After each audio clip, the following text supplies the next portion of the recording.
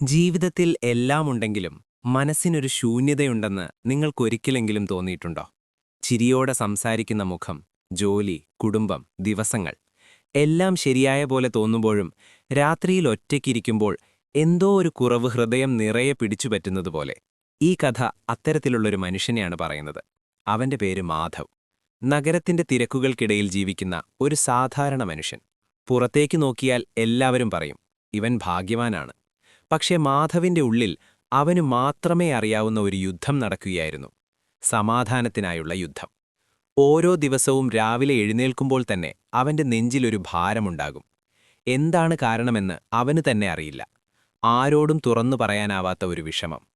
ഓഫീസിലെത്തുമ്പോൾ സഹപ്രവർത്തകരുടെ ചിരി, കയ്യടി, സംസാരങ്ങൾ എല്ലാം കേൾക്കുമ്പോഴും അവൻ അവയിൽ പങ്കാളിയല്ല. അവന്റെ മനസ്സ് എവിടെയോ അകലെ. എന്തിന് ഞാൻ ഇങ്ങനെ എന്നു ചോദ്യം അവന്റെ ഉള്ളിൽ വീണ്ടും വീണ്ടും ഉയരും. ഒരിക്കൽ അവൻ ചിന്തിച്ചു, പണം കിട്ടിയാൽ എല്ലാം ശരിയാകും. അതിനായി കഷ്ടപ്പെട്ടു. പണം വന്നു, പക്ഷേ സമാധാനം വന്നില്ല. പിന്നെ അവൻ കരുതി, ഒരു നല്ല ബന്ധമുണ്ടാകുമ്പോൾ മനസ്സ് ശാന്തമാകും. അത് വന്നപ്പോഴും ഹൃദയത്തിനുള്ളിലെ ശൂന്യത മാറിയില്ല. ഒരു ദിവസം അതീവ ക്ഷീണത്തോടെ ഓഫീസിൽ നിന്ന് മടങ്ങുമ്പോൾ മഴ പെയ്യാൻ തുടങ്ങി. റോഡരികിലൊരു ചെറിയ ക്ഷേത്രം. സാധാരണ അവൻ അവിടേക്ക് കയറാറില്ല. പക്ഷെ അന്നേ ദിവസം എന്തോ ഒരകറ്റാനാവാത്ത ശക്തി അവനെ അവിടേക്ക് നയിച്ചു. ചെരുപ്പുമാറ്റി അകത്തേക്ക് കയറുമ്പോൾ ദീപങ്ങളുടെ വെളിച്ചം, ധൂപത്തിന്റെ മണവ്, ഒരു ശാന്തമായ മന്ത്രധ്വനി. അവന്റെ മനസ്സ് അല്പം നിശ്ചലമായി. അവനൊന്നും പ്രാർത്ഥിച്ചില്ല, ഒന്നും ആവശ്യപ്പെട്ടില്ല. വെറുതെ അവിടെയിരുന്നു. കണ്ണുകൾ അടച്ചപ്പോൾ അവന്റെ ഉള്ളിൽ നിന്നൊരു ചോദ്യം സ്വയം പുറത്തുവന്നു. ദൈവമേ, എനിക്ക് സമാധാനം എന്തുകൊണ്ട് കിട്ടുന്നില്ല? ആദ്യമായാണ് അവൻ ഈ ചോദ്യം ശബ്ദമില്ലാതെ പറഞ്ഞത്. കണ്ണുനീർ അവൻ അറിഞ്ഞില്ലാതെ താഴേക്ക് വീണു. അത്രയും നാളായി അടക്കിവെച്ച വേദന ആ മണ്ണിനിലത്ത് അലിഞ്ഞുപോയ പോലെ. അവിടെ ഒരു വൃദ്ധനുണ്ടായിരുന്നു. മുഖത്ത് അസാധാരണമായൊരു ശാന്തി. മാധവിനെ നോക്കി ആ വൃദ്ധൻ പതുക്കെ പറഞ്ഞു, മകനെ, നീ തേടുന്ന സമാധാനം പുറത്തല്ല. നീ ഓടുന്നത് തെറ്റായ ദിശയിലേക്കാണ്. ആ വാക്കുകൾ മാധവിന്റെ ഹൃദയത്തിൽ ആഴത്തിൽ പതിഞ്ഞു. അവൻ ചോദിച്ചു, പിന്നെ എവിടെയാണ് സമാധാനം? വൃദ്ധൻ പുഞ്ചിരിച്ചു പറഞ്ഞു, അത് നീ കണ്ടെത്തേണ്ട യാത്രയാണ്. പക്ഷെ അതിനു മുൻപ് നീ നിന്റെ ഉള്ളിലുള്ള ശബ്ദം കേൾക്കാൻ പഠിക്കണം. മാധവിനൊന്നും മനസ്സിലായില്ല. ജീവിതം മുഴുവൻ ഓടിയാലും ഒരിക്കലും നിശ്ചലമായിരുന്നില്ല. സ്വന്തം ഉള്ളിലേക്ക് നോക്കിയിട്ടില്ല. ആ രാത്രി വീട്ടിലെത്തിയ ശേഷം അവൻ ഉറങ്ങാൻ ശ്രമിച്ചു. പക്ഷെ കണ്ണടച്ചപ്പോഴും വൃദ്ധന്റെ വാക്കുകൾ മനസ്സിൽ മുഴങ്ങി. നീ ഓടുന്നത് തെറ്റായ ദിശയിലേക്കാണ്. എന്താണ് ആ തെറ്റായ ദിശ? ആരാണ് ശരിയായ വഴി കാണിക്കുന്നത്? ദൈവം എന്തുകൊണ്ട് ഇത്രയും കാലം മൗനത്തിലാണ്? ഈ ചോദ്യങ്ങളോടുകൂടെ മാധവ് ആ രാത്രി ഉറങ്ങാതെ കിടന്നു. അതേസമയം അവന്റെ ജീവിതത്തിൽ ഒരു വലിയ മാറ്റത്തിന്റെ ആദ്യ നിമിഷം ആരംഭിക്കുകയായിരുന്നു. അവനതറിഞ്ഞില്ലെന്നേയുള്ളൂ. ആ രാത്രിക്ക് ശേഷം മാധവന്റെ ജീവിതം പഴയതുപോലെ ആയിരുന്നില്ല. ശരീരം കിടക്കയിൽ കിടക്കുമ്പോഴും മനസ്സുറങ്ങുന്നില്ല. വൃദ്ധന്റെ വാക്കുകൾ അവന്റെ ഉള്ളിൽ വീണ്ടും വീണ്ടും മുഴങ്ങിക്കൊണ്ടിരുന്നു. നീ ഓടുന്നത് തെറ്റായ ദിശയിലേക്കാണ്. രാവിലെ എഴുന്നേൽക്കുമ്പോൾ തന്നെ അവന് തോന്നി, ഇതുവരെ ജീവിച്ചത് മറ്റുള്ളവർ പറഞ്ഞ വഴികളിലൂടെയാണെന്ന്. സ്വന്തം മനസ്സിന്റെ ശബ്ദം ഒരിക്കലും അവൻ കേട്ടിട്ടില്ല. ഓഫീസിലേക്ക് പോകുമ്പോഴും ബസ്സിലെ തിരക്കിനിടയിലും അവന്റെ കണ്ണുകൾ പുറത്തേക്ക് നോക്കിയിരുന്നെങ്കിലും അവന്റെ ഉള്ളിൽ ഒരേ ഒരു ചോദ്യം മാത്രം, എനിക്ക് യഥാർത്ഥത്തിൽ എന്താണ് വേണ്ടത്? ദിവസങ്ങൾ കടന്നുപോയി. ജോലിയിൽ പഴയപോലെ ശ്രദ്ധിക്കാനാവാത്ത അവസ്ഥ. ചെറിയ കാര്യങ്ങൾ പോലും അവനെ അലട്ടാൻ തുടങ്ങി. ഒരിക്കൽ മേലുദ്യോഗസ്ഥൻ ശബ്ദമുയർത്തി സംസാരിച്ചു. പഴയ മാധവായിരുന്നെങ്കിൽ അതവൻ സഹിച്ചേനെ. പക്ഷേ അന്ന് അവന്റെ നെഞ്ചിനുള്ളിൽ ഒഴിഞ്ഞിരുന്ന സമ്മർദ്ദം പൊട്ടിപ്പുറപ്പെട്ടു. ആദ്യമായി അവൻ ചോദ്യം ചെയ്തു, ഞാൻ ജീവിക്കുന്നത് മറ്റുള്ളവരെ സന്തോഷിപ്പിക്കാനാണോ? ആ ചോദ്യം തന്നെ അവനെ ഭയപ്പെടുത്തി. കാരണം അതിനു മുൻപ് അവൻ ഒരിക്കലും ജീവിതത്തെ ചോദ്യം ചെയ്തിരുന്നില്ല. അവൻ വീണ്ടും ആ ചെറിയ ക്ഷേത്രത്തിലേക്ക് പോകാൻ തുടങ്ങി. ദിവസവുമല്ല, പക്ഷേ മനസ്സസ്വസ്ഥമാകുമ്പോൾ. അവിടെയിരുന്ന് അവനൊന്നും ചോദിച്ചില്ല, ഒന്നും ആവശ്യപ്പെട്ടില്ല. വെറുതെ നിശബ്ദമായി. പക്ഷേ ദൈവത്തിന്റെ മൗനം അവനെ വേദനിപ്പിച്ചു. എല്ലാവരോടും നീ സംസാരിക്കുന്നില്ലേ എന്ന പോലെ അവന്റെ ഉള്ളിൽ നിന്നൊരു പരാതി പോലും ഉയർന്നു. ഒരു ദിവസം അവൻ ദീപത്തിനു മുമ്പിൽ കണ്ണടച്ചു പറഞ്ഞു, എനിക്ക് സമാധാനം മാത്രം മതി, മറ്റൊന്നും വേണ്ട. അപ്പോൾ തന്നെ അവന്റെ ഉള്ളിൽ നിന്ന് മറ്റൊരു ശബ്ദമുയർന്നു, നീ അത് സഹിക്കാൻ തയ്യാറാണോ? അവൻ അർത്ഥമില്ലാതിരുന്നതുപോലെ തോന്നി. സമാധാനം കിട്ടാൻ സഹിക്കേണ്ടതെന്താണ്? അന്നത്തെ രാത്രി അവൻ സ്വപ്നം കണ്ടു. ഒരു വലിയ വഴിത്താറ, പല വഴികൾ, ഓരോ വഴിയിലും ആൾക്കാർ, ശബ്ദങ്ങൾ, പ്രകാശങ്ങൾ. അവൻ ഒരു വഴി പിടിച്ചു ഓടുന്നു. ഓടുമ്പോൾ കൂടുതൽ ക്ഷീണം. അപ്രതീക്ഷിതമായി വഴിയുടെ അറ്റത്ത് ആ വൃദ്ധൻ വീണ്ടും പ്രത്യക്ഷപ്പെട്ടു. അവൻ പറഞ്ഞു, ഓടുന്നത് നിർത്താതെ ഒരിക്കലും സമാധാനം കണ്ടുകിട്ടില്ല. മാധവ് പേടിച്ചുണർന്നു. നെഞ്ചിടിപ്പ് വേഗം, നെറ്റിയിൽ വിയർപ്പ്. അവൻ ആദ്യമായി തിരിച്ചറിഞ്ഞു, ദൈവം മൗനത്തിലൂടെ തന്നെ അവനോട് സംസാരിക്കുകയാണ്. അടുത്ത ദിവസങ്ങളിൽ അവന്റെ ജീവിതത്തിൽ ചെറിയ നഷ്ടങ്ങൾ തുടങ്ങുന്നു. ഒരു നല്ല അവസരം കൈവിട്ടുപോയി. ഒരാൾ അവനെ തെറ്റിദ്ധരിച്ചു. ബന്ധങ്ങളിൽ അകലം വന്നു. ഇതെല്ലാം അവനെ തകർക്കേണ്ടതായിരുന്നു. പക്ഷേ അത്ഭുതകരമായി അവന്റെ ഉള്ളിൽ ഒരു ചോദ്യമുയർന്നു. ഇതെല്ലാം എന്നെ പഠിപ്പിക്കാനാണോ? ദൈവത്തോടുള്ള പരാതികൾ പതുക്കെ ചോദ്യങ്ങളായി മാറി. ആ ചോദ്യങ്ങൾ അവനെ ഉള്ളിലേക്ക് നോക്കാൻ പഠിപ്പിച്ചു. അവൻ മനസ്സിലാക്കി, സമാധാനം കിട്ടാത്തതല്ല പ്രശ്നം. സമാധാനം നിറഞ്ഞു നിന്നിരുന്ന സമയങ്ങളിൽ പോലും അവനത് തിരിച്ചറിയാത്തതാണ് യഥാർത്ഥ വേദന. ഒരു വൈകുന്നേരം ക്ഷേത്രത്തിൽ വൃദ്ധനെ വീണ്ടും കണ്ടില്ല.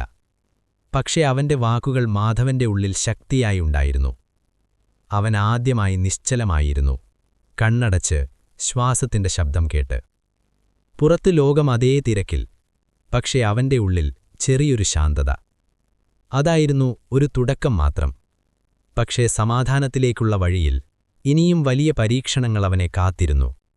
ദൈവം അവനെ പൂർണ്ണമായി തകർക്കുന്നതിനു മുമ്പ് പൂർണ്ണമായി പുനർനിർമ്മിക്കാൻ പോകുകയായിരുന്നു. മാധവിനതറിയാതെ. മാധവ് ഇപ്പോൾ പഴയ ആളല്ല. പുറത്തേക്ക് നോക്കുമ്പോൾ വലിയ മാറ്റമൊന്നും കാണില്ല. അതേ ജോലി, അതേ വഴി, അതേ നഗരം. പക്ഷെ അവന്റെ ഉള്ളിൽ മാറിയിരുന്നു. അവനിനി ജീവിതത്തെ ഓടിക്കളയാൻ ശ്രമിച്ചിരുന്നില്ല. ചില നിമിഷങ്ങളിൽ അവൻ നിശ്ചലമായി ഇരിക്കാൻ പഠിച്ചു, കണ്ണടച്ച് ശ്വാസം കേൾക്കാൻ. ആദ്യം അതൊക്കെ ബുദ്ധിമുട്ടായിരുന്നു. മനസ്സ് പല വശത്തേക്ക് ഓടിക്കളഞ്ഞു. പക്ഷെ ഓരോ തവണയും അവൻ തന്നെ ഓർമ്മിപ്പിച്ചു, ഒരു നിമിഷം നിർത്താം. ഒരു ദിവസം രാവിലെ അവൻ പതിവിലുമേക്കാൾ നേരത്തെ എഴുന്നേറ്റു. സൂര്യോദയത്തിന്റെ മഞ്ഞ നിറം ജനലിലൂടെ മുറിയിലേക്ക് വീണു. അന്നത്തെ നിമിഷം അവനെ എന്തോ സ്പർശിച്ചു. അവനൊന്നും ചോദിച്ചില്ല, ഒന്നും പ്രതീക്ഷിച്ചില്ല. വെറുതെ ആ നിശബ്ദത അനുഭവിച്ചു. അപ്പോഴാണ് അവന്റെ ഉള്ളിൽ ഒരു ലളിതമായ ബോധം പിറന്നത്. സമാധാനം വലിയ അനുഭവമാകണമെന്നില്ല, ചെറിയ നിമിഷങ്ങളിൽ തന്നെ അതൊളിഞ്ഞിരിക്കും. ആ ചിന്ത അവന്റെ ഹൃദയത്തിൽ ഒരു പ്രകാശം പോലെ തെളിഞ്ഞു. അവൻ വീണ്ടും ക്ഷേത്രത്തിലേക്ക് പോയി. അന്നും ആ വൃദ്ധനില്ലായിരുന്നു. പക്ഷേ അത്ഭുതകരമായി അവന്റെ അഭാവം മാധവിനെ വിഷമിപ്പിച്ചില്ല. കാരണം അവൻ തിരിച്ചറിഞ്ഞു, വൃദ്ധൻ പുറത്തുണ്ടായിരുന്നില്ല, അവൻ തന്നെയാണ് ഉള്ളിൽ സംസാരിച്ചിരുന്നത്. ദീപത്തിനു മുമ്പിൽ ഇരിക്കുമ്പോൾ ദൈവത്തോടവൻ പറഞ്ഞു, ഇനിയും എനിക്കൊന്നും പറയേണ്ട, കേൾക്കാൻ പഠിപ്പിച്ചാൽ മതി. അന്ന് ആദ്യമായി അവന്റെ കണ്ണുകളിൽ നിന്ന് കണ്ണുനീർ വീണില്ല.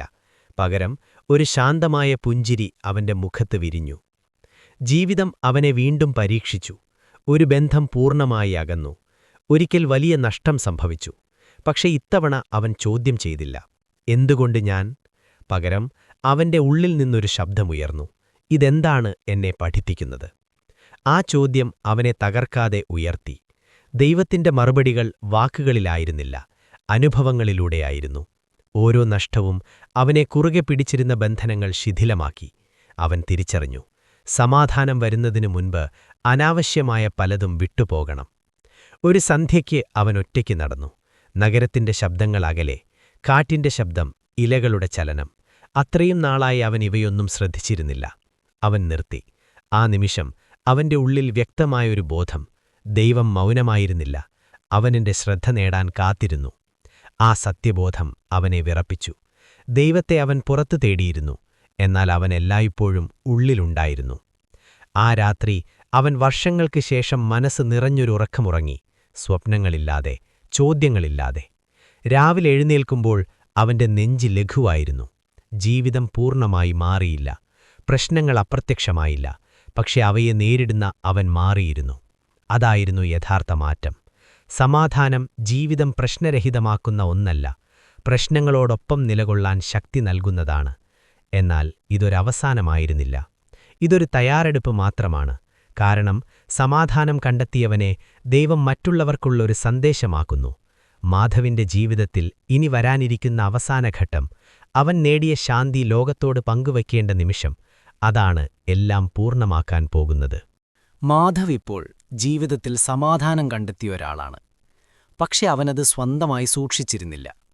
അവന്റെ ഉള്ളിൽ എന്തോ ഒരു വിളി, നിനക്ക് കിട്ടിയത് വെറുതെ നിനക്കായി മാത്രമല്ല എന്ന പോലെ. അവൻ തിരിച്ചറിഞ്ഞു, ദൈവം ഒരാളെ തകർക്കുന്നത് അവനെ വേദനിപ്പിക്കാൻ വേണ്ടിയല്ല, മറ്റുള്ളവർക്കുള്ള ആശ്വാസമാക്കാൻ വേണ്ടിയാണ്. അവന്റെ ജീവിതത്തിലെ പഴയ വേദനകൾ ഇന്നത്തെ ശാന്തിക്ക് പിന്നിലെ കാരണങ്ങളായിരുന്നു. ഒരു ദിവസം അവൻ വീണ്ടും ആ ചെറിയ ക്ഷേത്രത്തിലേക്ക് പോയി. ഈ സാരി അവൻ അന്വേഷിച്ചില്ല, ചോദിച്ചില്ല. ദീപത്തിനു മുന്നിൽ ശാന്തമായി ഇരുന്നു. അപ്പോൾ തന്നെ പിന്നിൽ നിന്നൊരാൾ സംസാരിക്കുന്ന ശബ്ദം. തിരിഞ്ഞു നോക്കിയപ്പോൾ ആ വൃദ്ധൻ. അതേ ശാന്തമായ മുഖം, അതേ കണ്ണുകൾ. മാധവിന്റെ കണ്ണുകൾ നിറഞ്ഞു. അവൻ ചോദിച്ചു, ഇത്രനാൾ എവിടെയായിരുന്നു? വൃദ്ധൻ പുഞ്ചിരിച്ചു പറഞ്ഞു, നീ തയ്യാറാകുന്നതുവരെ. മാധവ് വിറച്ചു. എന്തിന്? വൃദ്ധന്റെ മറുപടി ലളിതം, സമാധാനം കിട്ടിയവനെ ഇപ്പോൾ അത് പകർന്നുകൊടുക്കാൻ. ആ വാക്കുകൾ മാധവിന്റെ ജീവിതത്തെ പൂർണ്ണമായി മാറ്റി. അവൻ വലിയ പ്രസംഗങ്ങൾ നടത്തി തുടങ്ങില്ല, ആരെയും ഉപദേശിച്ചില്ല. പക്ഷെ അവന്റെ സാന്നിധ്യം തന്നെ ആളുകൾക്ക് ശാന്തി നൽകി. അവൻ കേൾക്കാൻ പഠിച്ചു, സംസാരിക്കുന്നതിനു മുമ്പ് നിശബ്ദമായി. വിഷമവുമായി വരുന്നവരോടൊരു വാക്കുമാത്രം, നീ തെറ്റല്ല, നീ യാത്രയിലാണ്.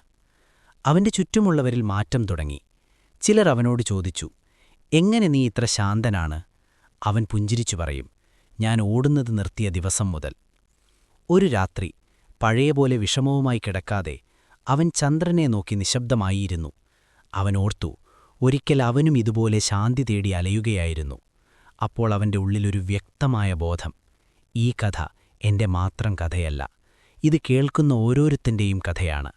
ദൈവം ആരോടും നേരിട്ട് സംസാരിക്കണമെന്നില്ല, ചിലരെ അവൻ ഉദാഹരണങ്ങളാക്കും. മാധവ് അത്തരമൊരാളായി മാറിയിരുന്നു. അടുത്ത ദിവസം അവൻ ക്ഷേത്രത്തിലേക്ക് പോയപ്പോൾ വൃദ്ധനെ അവിടെ കണ്ടില്ല. ഒരിക്കലും പിന്നെയും കണ്ടില്ല. പക്ഷെ അവനൊരു നഷ്ടവും തോന്നിയില്ല.